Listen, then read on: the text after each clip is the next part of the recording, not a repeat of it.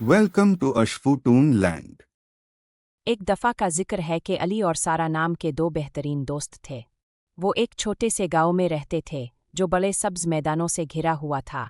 अली बहुत बहादुर था और सारा मेहरबान और होशियार थी। वो दोनों हर रोज़ साथ खेलना पसंद करते थे।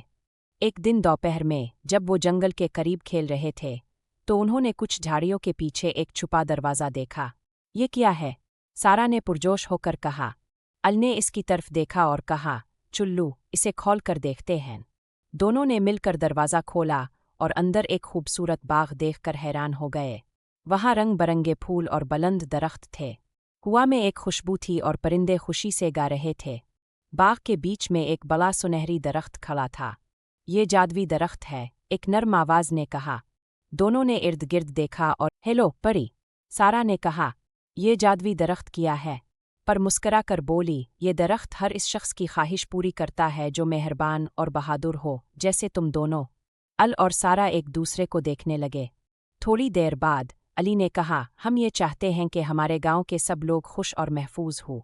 पर ने अपने हाथ ताली बजाई और अचानक पूरे गांव में हंसी और खुशी की आवाज़ें गईं। लोग मुस्करा रहे थे और सबको सुकून और मोहब्बत का एहसास हो रहा था। अल और सारा ने परी का शुक्रिया अदा किया और घर वापस चल पड़े, ये जानते हुए कि उन्होंने दुनिया को एक बेहतर जगह बना दिया है। इस दिन के बाद वो गांव के हीरो बन गए और लोगों को याद दिलाने लगे कि मेहरबानी और बहादुरी से जादू